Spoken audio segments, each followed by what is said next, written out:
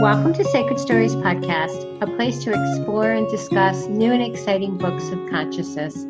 I am your host, Reverend Patricia Caginello, and speaking with authors that have shared their wisdom and stories through their books is one of my favorite things to do. Today we are speaking with Jane Anderson, a contributing author for our new book, Chaos to Clarity, Sacred Stories of Transformational Change. Jane's story is titled The Revealing Nature of Grief, and it is a story about the loss of her daughter. Now, Jane Anderson has professional experience scattered across industries, from financial services to engineering and manufacturing. Her background in writing and editing is the foundation of her current love of social media. And Jane is a columnist for Biz Catalyst 360. So welcome, Jane Anderson, to Sacred Stories. Thank you, Reverend Patricia. I'm really delighted that you're here, and I'm delighted that you shared your story with us. I know it was a difficult story to share, and I can't imagine the living through your story that you did. But I know in my heart that your sharing of your story will be of great help, great assistance to others. So if I can ask you, if you could share the story about yourself and your daughter that you shared in our book with our audience, please. Well, it was in 2010. My daughter had been living in the Atlanta, Georgia area for 10 years. And about the time she turned 26 years old, she was diagnosed with MS. And for several years, there didn't seem to be any negative effects. She'd have an exacerbation every now and then. And over the course of 10 years, it seemed the past 2 years of her life, she had such a poor quality of life. And I really wanted her to move back to Michigan, but she had put down roots there and didn't really want to move back here. So over the course of the last 2 years of her life, the only contact I really had with her was by phone, and we would talk on the phone every now and then. But I really missed seeing how downhill she was going. If I had known that, I would have made her move back to Michigan. But suddenly one night, I was at a ladies' Bible study, and I got a hysterical phone call from her housemate that she rented a house with, and she was incoherent. I really couldn't even understand what she was saying. She just kept going on and on. I don't know what to do. I don't know what to do. And then she said, Tammy died. And my heart practically stopped beating at that point, because I thought, what did she say? It sounds like she said Tammy died. So I asked her to repeat it. And I'll tell you, if there is ever one place you want to be when you find out news like that, it's in a room full of women who are studying the Bible together, because they were just angels all around me all at once. And it was just such a confusing time to, have a daughter that you knew was sick on one hand, but suddenly she is dead. And it's just, it was just a total shock, because I did not expect that. I actually expected her to be home 6 weeks later at Thanksgiving time. And of course that time was not going to come. So that ended up being the weekend that we had her memorial, though. So in a kind of a way, she came home. So it was 8 years before you shared the story. Is that true? Yes. I think that over 8 years, I thought about it, but I didn't really share the story with anyone. And it isn't because I didn't want to, or I didn't grieve or anything like that. But I just had no reason to really share it until someone asked me about, could you share that story? And if it hadn't been for them asking me, I probably still wouldn't share it, because I just, like I grieved, and it's not like you ever get over losing a child, but I didn't have it in me to tell the story. Was it challenging, Jane, for you to write the story for our book? Was that cathartic in a sense? I think the biggest thing with writing the story were so many instances when I recalled certain conversations that we had, or times that, like, what I would call missed opportunities to show her compassion and love. And when she would come home to visit, I would think back to some times when I thought, well, I could have done this for her. I could have done that for her. I wasn't very kind, or I could have been kinder, something like that. And so all of those memories that I thought I had forgotten about, through writing the story, one by one, they came back to me. And so I remember at one instance, like recalling a conversation that we had, and I just started praying, and I said, please, God, please go tell Tammy I didn't mean that. I didn't mean that. I didn't mean that to be so, such a remark like that. I wished I would have said this instead. So, I think that was the worst part about writing the story, is just having all of those things come back to me once again. Mm. Yeah, Jane, I know that you're a woman of deep faith, and you just mentioned, asking God to, let Tammy know, right, that you didn't mean maybe the way something came out. Yeah. Can you speak a little bit about, did your faith, you mentioned the women in the Bible study, but did your faith help you through this tragic event? I would not have been able to do it without faith, because it's faith in God that is exactly where hope comes from. If without God, without my faith, I probably would have crumbled, because I wouldn't have had anything to hang on to. And it's not like I do not think that my faith is a crutch. I think that my faith is a very firm belief in the Bible being completely true. And when God makes a promise that I will see my daughter again, that I really will see her again. And it's not in some kind of scientific formula that, like I do this and I do that, and, everything adds up correctly and I'm going to go to heaven someday. And that isn't how I feel about it all. I believe in Jesus Christ, and I believe that my daughter did too. And I believe that she had the same faith that I have. And so someday I will see her again. And I believe that all of those things that I was remembering and feeling bad about and wishing hadn't happened, and we had a lot of good times too. There were, like lots of really good times, but those things that just kind of gnaw at your feelings and kind of like just worm their way into making you feel bad. And I just feel that is the enemy of my soul going after me, saying, see, like, you weren't a good mom, or you failed in these regards and things like that.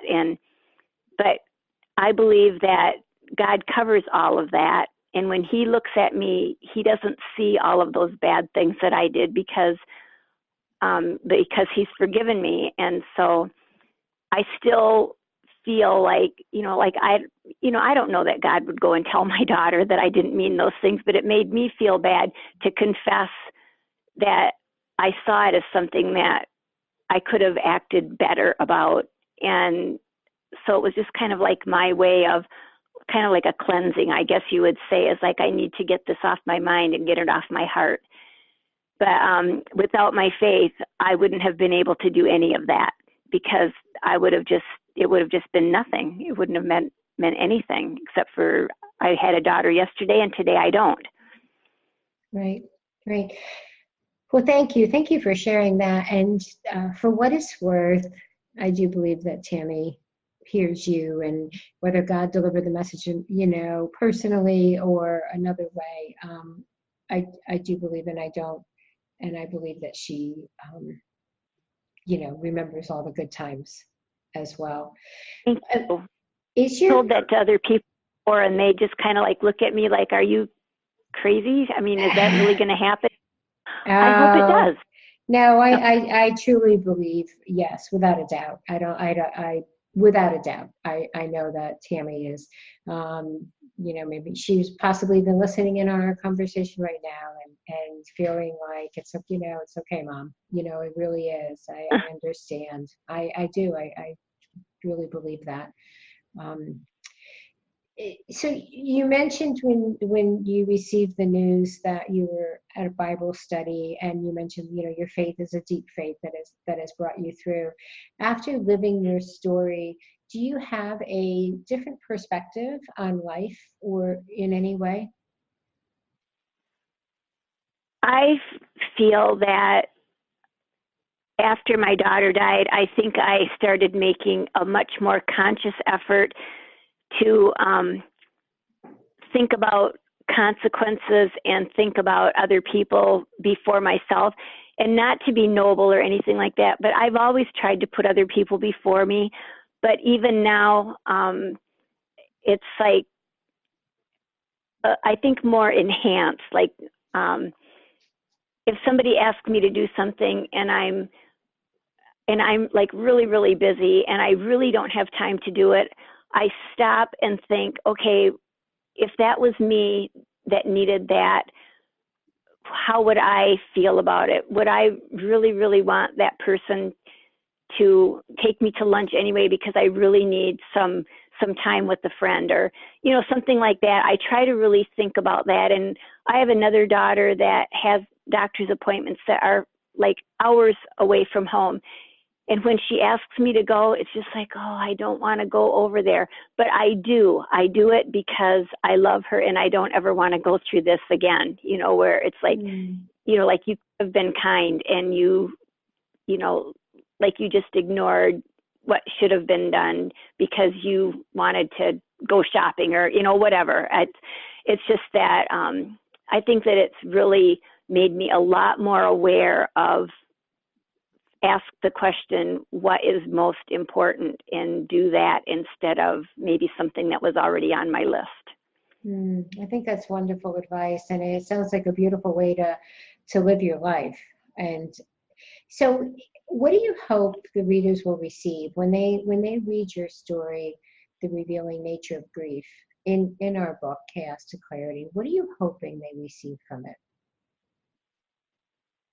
Well, I hope one thing that they receive from it is that life is short and you don't know how much time you have. And, just to be thoughtful of others and be cognizant of their needs as well as your own needs. And, really consider what you can do if somebody calls on you for help, or just being able to have some insight into the possible consequences of putting yourself first, or, like talking unkindly to someone or something and making them feel bad. Whatever it is just like, I guess you'd call it the golden rule. I don't really think about it that it's the golden rule, but just, think before you act, think before you speak, and how would this make you feel if somebody else said that or did that to you? So, and another thing that I'd like them to get out of it is just like,